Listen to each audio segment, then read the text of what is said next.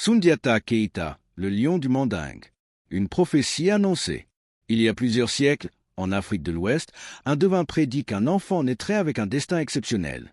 Il unirait les peuples du Mandingue et bâtirait un empire puissant.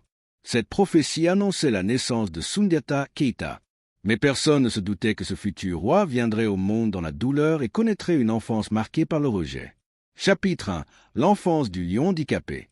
Sundiata est né à Niani, au cœur du royaume du Mandingue, vers 1217. Son père, Naremagan Konaté, était le roi de cette terre, et sa mère, Sogolon Kondé, était une femme dotée d'une grande sagesse. Mais à sa naissance, Sundiata n'était pas comme les autres enfants.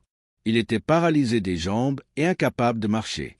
À cause de cela, il fut moqué et méprisé, même par les siens. Les conseillers du roi voyaient en lui un être faible, incapable de régner.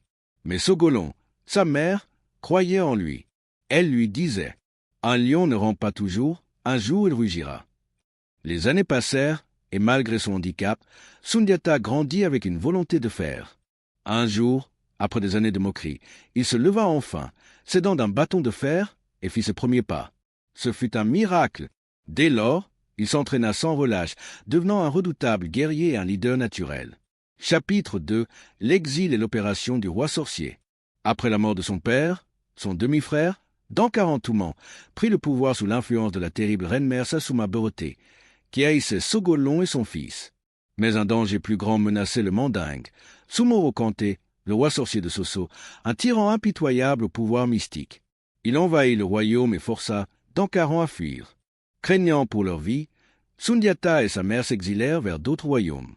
Durant cet exil, il voyagea à travers plusieurs terres, apprenant l'art de la guerre et formant des alliances avec d'autres rois. Son nom devint synonyme d'espoir pour ceux qui souffraient sous le joug de Soumoro. Un jour, des messagers vinrent le chercher. « Sundiata, le Mandingue est en feu. Il est temps de revenir. » Il savait alors que son heure était venue. Chapitre 3. La guerre contre Soumoro Kanté. La bataille de Kirina, 1235. L'oppression de Soumoro Kanté. Au XIIIe siècle, l'Afrique de l'Ouest était dominée par Soumoro Kanté, le roi sorcier de Soso. Cruel et tyrannique, il régnait par la terreur, utilisant ses pouvoirs mystiques et son armée impitoyable pour soumettre les royaumes voisins. Il avait conquis plusieurs territoires, y compris le Mandingue, la terre natale de Sundiata Keita. Les peuples de la région souffraient sous son règne, et leur seul espoir reposait sur un homme. Sundiata Keita, le prince exilé du Mandingue. Après avoir grandi en exil et rassemblé des alliés, il revint pour mener la rébellion contre l'oppresseur. La formation de l'Alliance contre Soso. Sundiata Keita savait que vaincre Soumoro nécessitait une grande coalition. Il voyagea à travers l'Afrique de l'Ouest pour convaincre les royaumes soumis de se joindre à lui.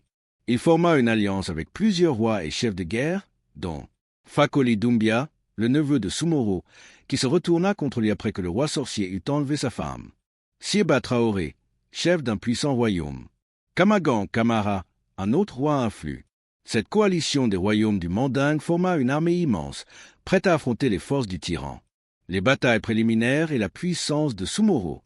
Avant l'affrontement final, plusieurs batailles eurent lieu. Les soldats de Soumoro étaient redoutables et ses pouvoirs magiques lui donnaient un avantage.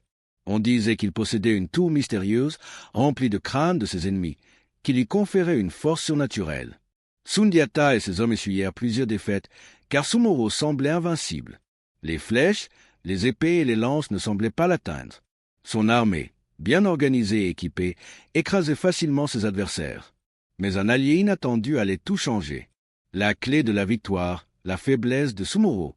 Un jour, un chasseur révéla un secret ancestral à Sundiata. Soumoro Kanté n'est pas un homme ordinaire. Ses pouvoirs viennent d'un totem mystique. Pour le vaincre, il ne faut pas l'attaquer avec du fer, mais avec une flèche en os d'épervier blanc. Avec cette révélation, Sundiata fit fabriquer une flèche spéciale, prête à percer la magie du roi sorcier.